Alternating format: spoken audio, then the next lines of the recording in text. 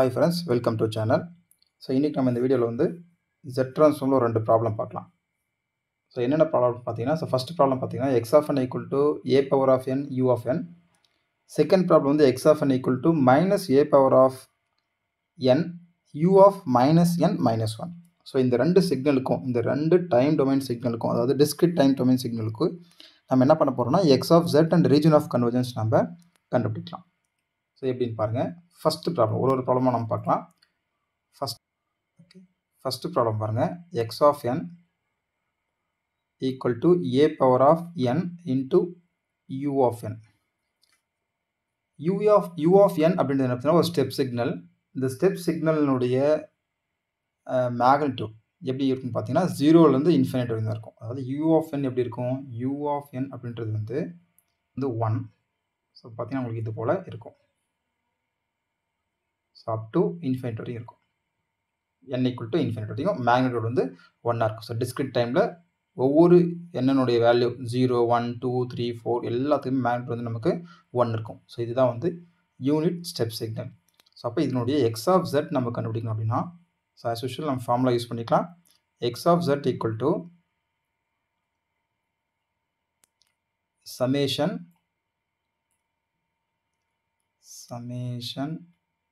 n equal to 0 to infinite. So ஏன்னா நம்ம signal வந்து 0லேருந்து இன்ஃபினிட் தான் இருக்குது யூஎஃப்என் மல்டிப்ளை பண்ணுறதுனால. ஸோ அதனால் 0 டு இன்ஃபினிட் போட்டிருக்கேன்.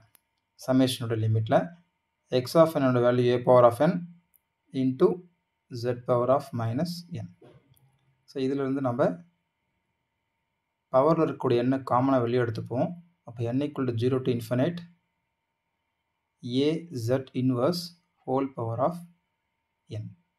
இப்போது ஒரு ஃபார்முலா இருக்குது. ஸோ என்ன ஃபார்முலான்னு பார்த்தீங்கன்னா summation n equal to 0 to infinite some value power n அப்படி இருந்துச்சுன்னா ஸோ இதுக்கு வந்து 1 divide by 1 minus alpha. So இந்த ஃபார்முலாவை நம்ம இங்கே யூஸ் பண்ண போகிறோம். ஸோ அப்படி யூஸ் பண்ண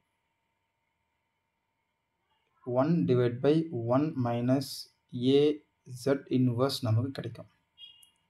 ஸோ அப்போ இதிலிருந்து ஸோ இந்த டேர்ம் இந்த எக்ஸ் ஆஃப் ஜெட் டேர்ம் வந்து இன்ஃபைனைட் ஆகாமல் இருக்கணும்னா ஸோ இந்த வேல்யூ வந்து 1 விட கம்மியாக இருக்கணும். ஸோ அப்போ தான் இது வந்து இன்ஃபினிட் ஆகாமல் அதாவது இது லெஸ் தென் 1 இருக்கணும். ஸோ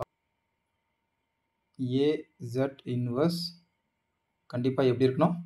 லெஸ் தென் 1 இருக்கணும். ஸோ அப்போ தான் வந்து இந்த வேல்யூ வந்து இன்ஃபினிட் ஆகாமல் இருக்கும். எக்ஸ் ஆஃப் ஜெட்னோட வேல்யூ வந்து இன்ஃபினிட் ஆகாமல் இருக்கும்.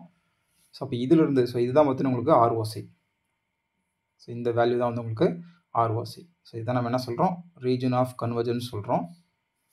ஏன்னா உங்களுக்கு வந்து கன்வர்ஜ் ஆகணும்னா ஏ ஜெட் இன்வர்ஸ் வந்து மாடுலஸ் ஏ ஜெட் இன்வர்ஸ் வந்து லெஸ் தென் 1 இருக்கணும். அப்போ தான் வந்து ஜெட் ட்ரான்ஸ்ஃபார்ம் என்ன ஆகும்? கன்வர்ஜ் ஆகும். ஸோ இல்லைனா வந்து கன்வர்ஜ் ஆகாது. ஸோ அப்போ இதிலிருந்து a divide by z modulus less than 1 இருக்கணும். அப்போ இதிலிருந்து modulus a less than modulus z. So ஃபைனலாக ரீஜன் ஆஃப் கன்வர்ஜன்ஸ் எப்படி சொல்கிறோம்? ஜெட் வந்து it should be greater than a. So இதுதான் வந்து ரீஜன் ஆஃப் கன்வர்ஜன்ஸ் ஃபார் இந்த சிக்னல். ஸோ இந்த சிக்னல் வந்து கன்வர்ஜ் ஆகணும்னா ஜெட்டினுடைய வேல்யூ என்னவாக இருக்கணும்?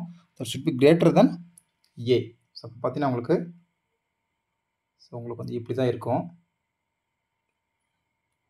ஸோ இது ரியல் பார்ட், இது இமேஜினரி பார்ட். ஜெட் ட்ரான்ஸ்ஃபார்ம் வரக்கூடிய real part, imaginary part. So இது ரியல், அது மேலே இமேஜினரி.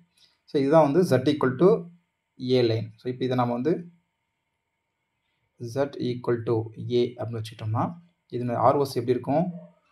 வெளியில் இருக்கும். அப்படி இந்த மாதிரி வெளியில் இருக்கும்.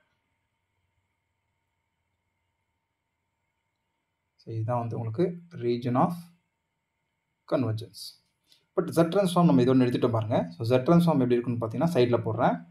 So X of jet equal to 1 divide by 1 minus a z இன்வர்ஸ்னு பார்த்தோம். ஸோ இது நம்ம இன் டர்ம்ஸ் ஆஃப் இதோட விட்டாலும் ஆன்சர் கரெக்ட் தான். ஸோ இது நீங்கள் இன் டர்ம்ஸ் ஆஃப் ஜெட்டாக கன்வெர்ட் பண்ணலாம். ஸோ ஜெட் இன்வர்ஸில் இருக்குது. ஸோ நீங்கள் ஜெட்டாகவும் கன்வெர்ட் பண்ணலாம். ஸோ எப்படின்னு பார்த்தீங்கன்னா 1 டிவைட் பை ஸோ இது எப்படி எழுதலாம்? 1 மைனஸ் ஏ டிவைட் பை ஜெட்னு எழுதலாம். ஸோ அப்போ இது எல்சிஎம் எடுக்கும்போது நமக்கு என்ன கிடைக்கும்? 1 divide by z minus a divide by z கிடைக்கும். ஸோ இந்த ஜெட் மேலே போய்டும். ஸோ ஃபைனலாக எக்ஸ் ஆஃப் ஜெட் என்ன கிடைக்கும்? X of jet equal to z divide by z minus a. So அப்போ நம்ம எக்ஸ் ஆஃப் ஜெட் கண்டுபிடிச்சிட்டோம். அதே போல் ஆர்ஓசியும் நம்ம கண்டுபிடிச்சிட்டோம். ஸோ இதனால் ஞாபகம் வச்சுக்கோங்க, x of z and ROC. So அப்போ இந்த மாதிரி சிக்னல் இருந்துச்சுன்னா, ஸோ கன்க்ளூட் பண்ணுறேன் பாருங்கள், a power of n u of n. So இதனுடைய z டிரான்ஸ்ஃபார்ம் பேர் என்னென்னு பார்த்தீங்கன்னா z divide by z minus a, where ROC z greater than a. So இதை நீங்கள் மறக்கக்கூடாது. So a power of n u of n-னுடைய z transform pair வந்து z divide by z minus a, region of convergence modulus of z greater than a. So இதே போல் இப்போ நம்ம second problem பார்க்கலாம். ஓகே, செகண்ட் ப்ராப்ளம் பாருங்கள். x of n equal to minus a power of n u of minus n minus 1. So இப்போ u of minus n minus 1னா இப்போ u of n எப்படி இருக்கும்? u of n பார்த்தீங்கன்னா உங்களுக்கு இது போல் இருக்கும். ஸோ இது போல் இருக்கும். இங்கே 1 unit step signal. u of n minus 1 எப்படி இருக்குன்னு பார்த்தீங்கன்னா, ஸோ இது 1. ஸோ இங்கேருந்து உங்களுக்கு சிக்னல் இருக்கும், இப்படி போய்கிட்டே இருக்கும். இது 1. ஸோ n equal to 1லேருந்து தான் சிக்னல் இருக்கும். u of n minus 1. u of minus n minus 1 எப்படி இருக்கும்? இதனோட டைம் ரிவர்சல் ப்ராப்பர்ட்டி. அப்போது மைனஸ் 1லேருந்து தான் சிக்னல் இருக்கும். இது வரையும் மைனஸ் இன்ஃபினிட்டி. ஸோ அப்போ u of minus n minus 1ன்றது n equal to மைனஸ் இன்ஃபினிட்டிலேருந்து மைனஸ் 1 வரை தான் நமக்கு வேல்யூ இருக்கும். அப்போ அது கூட நம்ம a power of n multiply பண்ணும்போது ஸோ திரும்ப அகைன் நமக்கு மைனஸ் இன்ஃபினிட்டிலேருந்து மைனஸ் 1 தான் நமக்கு சிக்னல் இருக்கும், மற்ற இடத்துல இருக்காது. ஸோ அப்போ எக்ஸ் ஆஃப் ஜெட் எப்படி இருக்குன்னு பார்த்தீங்கன்னா, x of jet equal to summation n equal to minus infinity to minus 1 minus a power of n into z power of minus n. So இப்படி தான் நமக்கு கிடைக்கும் signal x of z. So இதுலேருந்து minus நம்ம வெளியே எடுத்துடலாம். Minus summation n equal to minus infinity to minus 1 into a power of n into z power of minus n. So இப்போ நம்ம என்ன பண்ணலாம், லெஃப்ட் சைடில் இருக்கக்கூடிய சிக்னலில் ரைட் சைடு நம்ம மாற்றும் போது n-னுடைய வேல்யூவை நம்ம சேஞ்ச் பண்ணிக்கலாம். ஸோ அப்போது minus summation n equal to 1 to infinite a power of minus n z power of n மாற்றிக்கலாம். ஸோ இங்கே பாருங்கள், n-னுடைய அதாவது n-க்கு பதில் மைனஸ் n சப்ஸ்டியூட் பண்ணியிருக்கேன். அதனால தான் 1 டு இன்ஃபைனைட், அதாவது லெஃப்ட் சைடில் இருக்கக்கூடிய சிக்னல் ரைட் சைடு கொண்டு போகும்போது n வந்து மைனஸ் n நமக்கு மாறிடும். ஸோ அதான் அங்கே போட்டிருக்கேன். Summation n equal to 1 to infinite a power of minus n z power of n நமக்கு கிடைக்கும். ஸோ இதிலிருந்து summation n equal to 1 to infinite a inverse z whole power of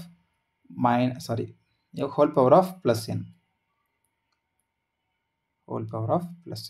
so இப்போது திரும்ப இன்னொரு ஃபார்முலா நமக்கு தெரியும். ஸோ என்ன ஃபார்முலான்னு பார்த்தீங்கன்னா, summation n equal to 1 to infinite sum alpha power n அப்படின்னு இருந்துச்சுன்னா, ஸோ இது எப்படி எழுதலாம், ஆல்ஃபா டிவைட் பை 1 மைனஸ் ஆல்ஃபான்னு எழுதலாம்.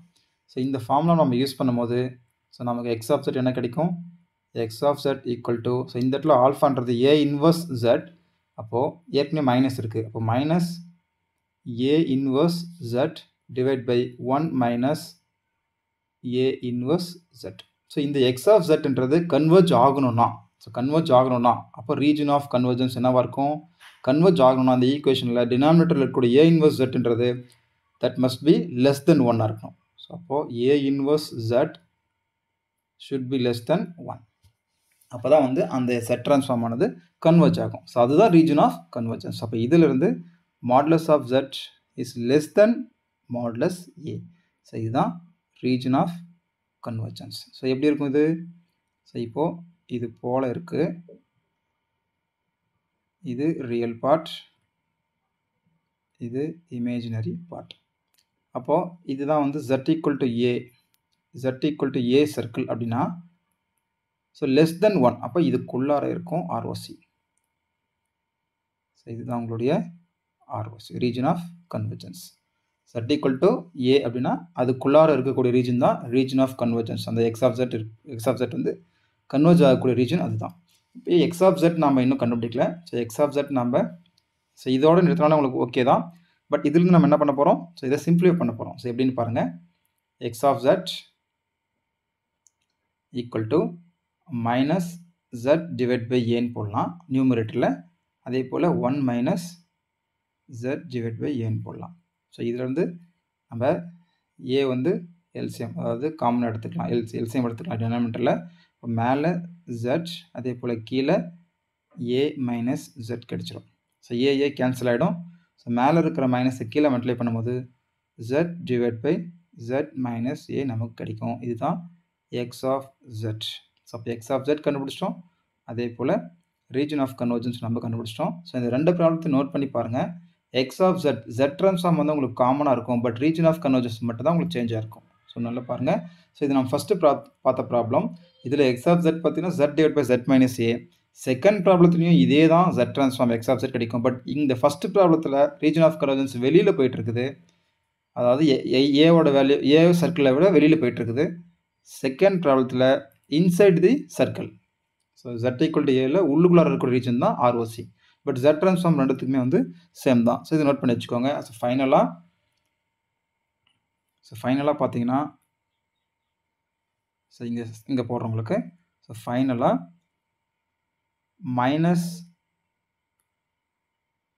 Minus a inverse u of minus n minus 1னுடைய ஜெட் ட்ரான்ஸ்ஃபார்ம் பேர் என்னென்னு பார்த்தீங்கன்னா அதுவே தான் z divide by z minus A.